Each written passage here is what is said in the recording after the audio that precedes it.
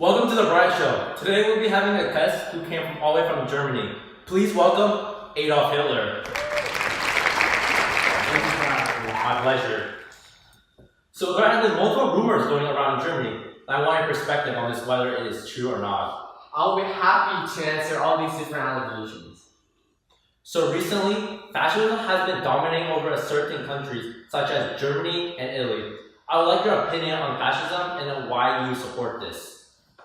Well, my support for fascism relates to Italy greatly. Italy, as we all know, is a fascist nation ran by Mussolini. I was deeply influenced by him, therefore, I support fascism. By having fascism in Germany, the government were able to have power throughout the entire nation. As we all know, Germany was facing inflation and economic distress before I came to power. And through my method of fascism, we were able to get out of this bad economic and political situation. This clearly shows that Germany was able to get out of such a bad situation due to the implementation of fascism. This shows that fascism is immensely effective. This is why I support fascism, because of the great success it has and wielded upon Germany. Is this also connected to your perspective on Jews? Recently, you have been targeting Jews, and the audience would like to know your insight on this matter. I have a strong belief that the Jews are the ones that have caused for all the distress in Germany. This is not in any way true. Can I proceed, please? Yes, please. Thank you. Therefore, when I came into power, in order to further cause any problems in Germany, I decided that I would eliminate all Jews. However, I wouldn't say that I developed a tendency to dislike Jews. I built on the anti-Semitic ideas that I grew up in Vienna, where the mayor had extremely hated Jews.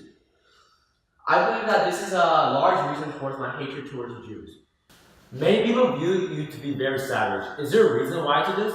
Could there be a possibility that something happened during your childhood for you to act this way right now?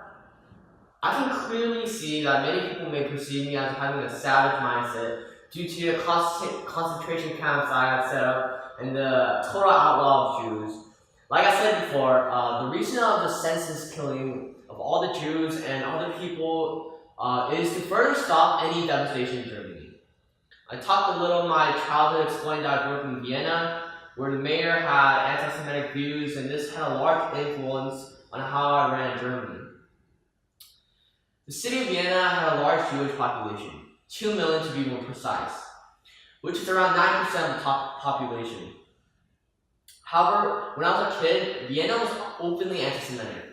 There were anti-Jewish newspaper and an overall atmosphere of hatred towards Jews. As I experienced this through my childhood, this had a large influence on how I dictated our country, Germany. Okay, we'll be right back with this really short commercial.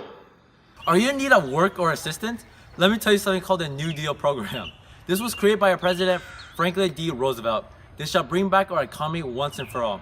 This will offer jobs for people to work on government projects, provide work in federal jobs, provide loans for low-cost public housing or low-interest loans to homeowners who do not meet the mortgage payments, and many more in those who are in need. Quickly sign up so we can help the economy by helping you. Welcome back to The Brian Show. Now let's get back to our interview with Adolf Hitler. Okay, Hitler, as a ruler yourself, a dictator, what do you think is required to become a dictator? Currently, Germany is a fascist nation. This means that the government has total control of all aspects of the country. So I believe that it is important that a ruler has total control of their own country.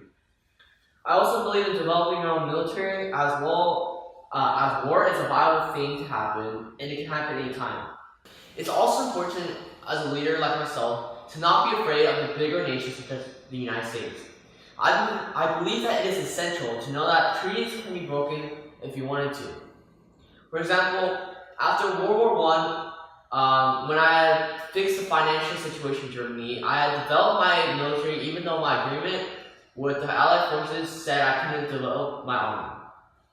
Okay, so what is your goal as a ruler? Are you trying to achieve something for starting World War II? Or is this all for revenge for World War I? Well, my goal as a ruler is to take revenge for what happened in World War I. I'm going to take my revenge by destroying the Allied forces for making Germany in such a difficult situation. Making Germany pay for all the war debts and blaming us for starting the war have put us as a country in a very bad situation, and Germany will get its revenge. This is why I started World War II. I'm going to destroy all the countries that put Germany in such a hard political and economic situation. Also, by starting World War II, this was an opportunity to simulate Germany's position as the strongest in the nation, in the world. How did you come into power in Germany? To answer this question, we will have to start in the early 1930s. This is a time where Germany was in charge of all the war debts. This had put Germany in a very bad economic situation and political situation. The economic depression had hit Germany extremely hard, and citizens were out of work. This was during a time where the people had little trust in their own government, the Weimar Republic. The country was in need of a new leader, and therefore I knew this was my opportunity to come to power alongside the Nazi Party. Due to my outstanding speaking abilities, I was able to attract followers that are looking for a change in Germany.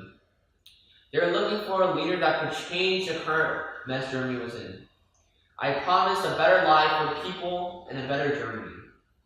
Our Nazi Party had strictly targeted the unemployed, young people, and the lower and middle class citizens. My rise and the Nazi Party's rise to power was extremely rapid. Before any of the economic depression had even struck, in 1924, the Nazi Party only won 3% of the vote in the Reichstag.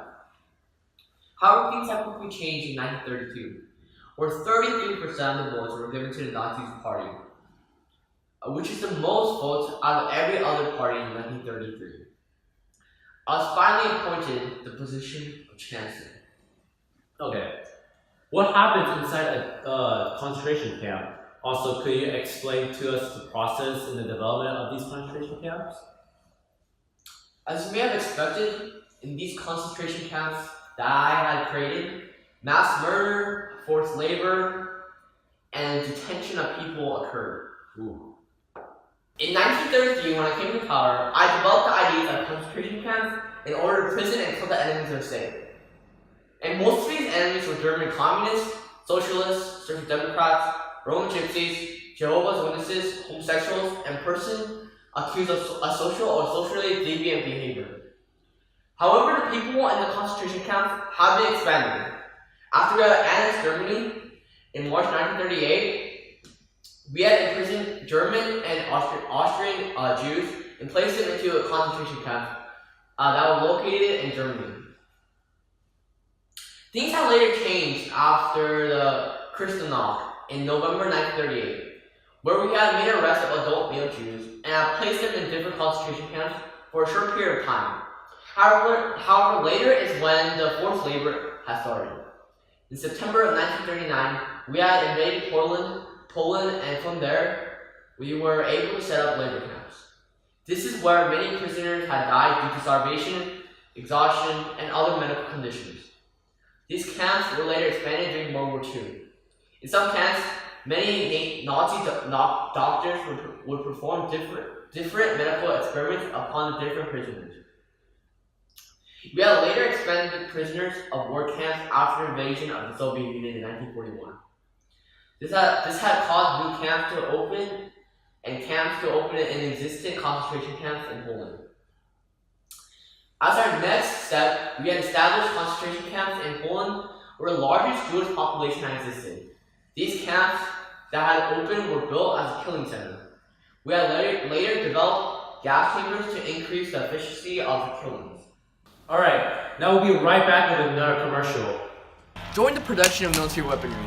Without these military weaponry that our soldiers use, we will have no chance against our enemy forces. The building of military weaponry is a necessary thing as these weapons are needed for us to have a better outcome in this war we are in. So, please come and help build the necessary weapons for our soldiers to fight in this war. To support the country and to promote its success in the war, come to the factories to build these weapons. Thank you. Welcome back to TheBrianShow once again. Alright, now let's get back to our interview.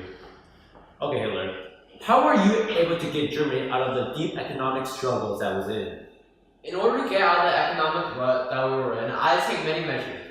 One of the things that I had done was I had set a series of laws. For example, in between the times of January 1933 and 1939, I had set up different laws restricting any Jews from working. Those that had feared their lives had fled the country and their jobs fulfilled. However, those that stayed were not allowed to work, and therefore their jobs were also filled. I also later made it so that the women could no longer work anymore.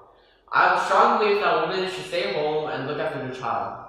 Therefore, due to this action, we were able to lower the unemployment rate. I also had another brilliant idea in order to lower the unemployment. I made required military service for young men if they wanted to have the opportunity to attend university. Therefore, by having this new rule implemented, this had made that those who were involved in the compulsory military service were left behind from the unemployment figures. I also set another law that if a person was to be work shy, they would be placed in the concentration camps. This had meant that people that were previously acquiring professional jobs, they had ended up doing manual labor. If they were to refuse, they received the punishment I had said before of joining the concentration camps. Another reason for Germany attaining such economic miracle is due to the fact that I had placed Germany in a war economy. Starting from 1935 onward, our steel production and coal mining had prospered. Therefore, about 22% of the workforce was engaged in a job related to military production. All these different actions I set up have greatly fixed the economy of Germany. In 1932, in the rule of the Weimar Republic, 5.6 million people were unemployed. However, things have quickly changed under the Nazi rule. By 1934, unemployment fell to 2.7 million, and by 1936, only 1.6 million people were unemployed. Therefore, there was a further great drop in 1938, where a mere 0.4 million people were unemployed. I see. Well, this is all we have for the following 30 minutes. Thank you for coming here, Adolf Hitler. Alright, stay tuned for the next episode. Thank you. The country is in need for your help. Your help is desperately needed. Please help serve the country and end this war. Without more soldiers in the battlefield, our chances of success is greatly diminishing. Your service in the United States military will be extremely generous. We need more soldiers in order to end this war. Please join the army so the United States can continue to experience peace and prosperity. Thank you.